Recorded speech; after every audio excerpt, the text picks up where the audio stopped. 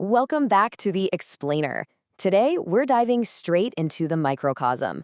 We're literally taking an ordinary pantry staple, yep, just a regular onion, and transforming it into a fascinating biological slide.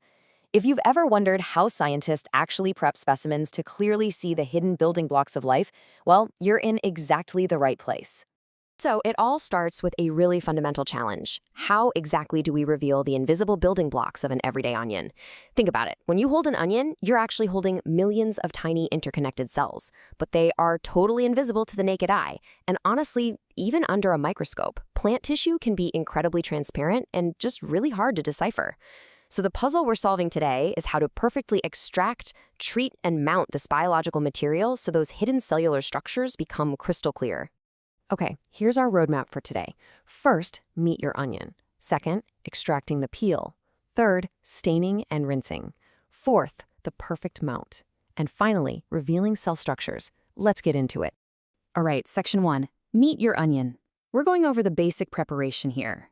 Our journey begins with just a totally common onion bulb. You can grab one straight from your kitchen basket or pull it fresh right out of the garden. But the very first thing you need to do, wash it thoroughly with water. It sounds super mundane, I know, but in science, you absolutely always want to start with a clean specimen. We're trying to look at the cells of the onion, right? Not the dirt or dust that might have hitched a ride from the garden to your kitchen counter. Moving right along to section 2, extracting the peel. This is where we actually acquire our specimen. Okay, to get to the cells, we kind of have to navigate the anatomy of the onion. Step 1 is simply cutting the bulb vertically into pieces. Step 2, just take one of those curved, fleshy pieces. Now, step 3 is where the precision really kicks in. If you look at the concave, or inner surface, of that piece, there's a remarkably thin, totally transparent membrane clinging to it. You're going to use a pair of forceps to gently grab and pull out this delicate layer. And just so you know the biological lingo, this ultra-thin layer is officially called the onion peel. Now, notice the precise technique being used here. Forceps are grabbing and gently separating that fragile, transparent layer from the fleshy inner surface. See how carefully it's being pulled back? This is absolutely crucial because if you accidentally grab too much of the thick, white onion flesh, light won't be able to pass through it under the microscope. We literally only want that single, transparent peel. Next up is section 3, staining and rinsing. This is where we make the invisible cells visible using a little bit of chemistry. So here's the thing. We can't just slap that transparent peel straight under a lens. If we did, everything would just look like a blurry, clear piece of glass. We desperately need contrast. And to get it, we use a chemical called safranin. Safranin is a red-colored stain. When you apply it to our onion peel, it gives the cells this really distinct pinkish color. It actively dyes the biological material, which is what helps us see all those transparent structures super clearly against the bright light of the microscope. All right, here is the exact methodology for the staining process. First, you place your delicate peel into a petri dish that has a few drops of that red safranin stain. And listen, timing is absolutely everything here.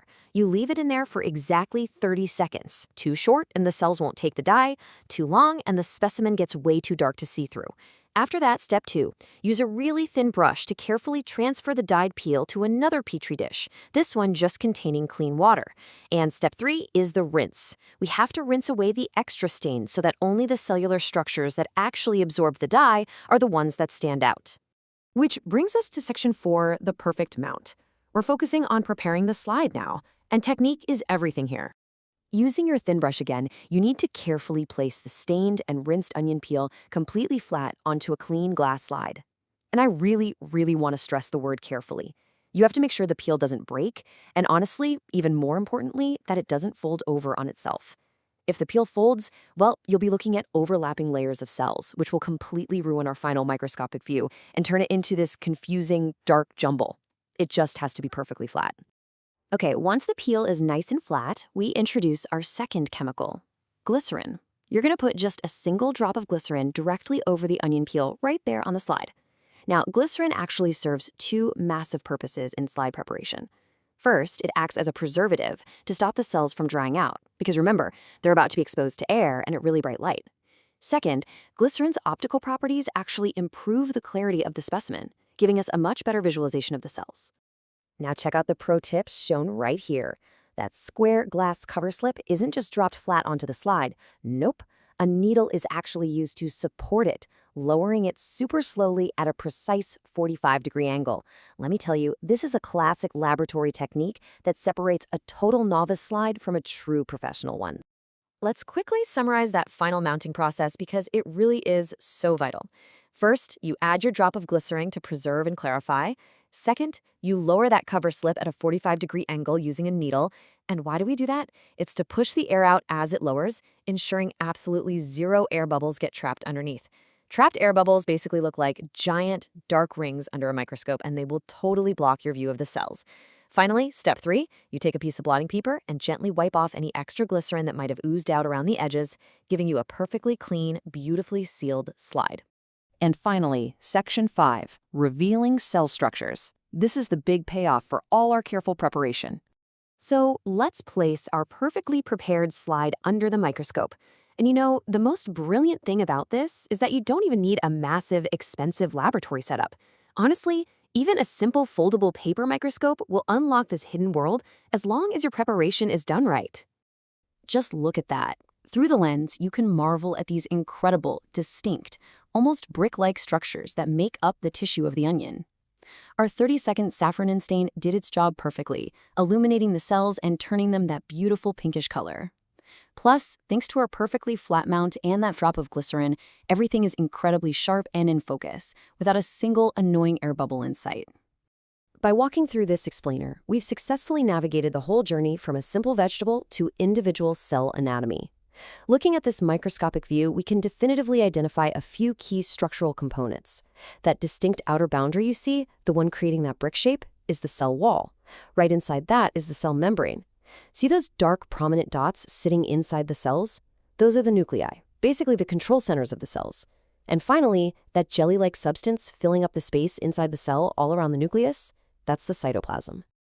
It's honestly truly amazing, which is a little bit of careful preparation and basic chemistry can reveal, isn't it? We've unlocked the cellular secrets of an onion, taking what was completely invisible and bringing it right before our eyes.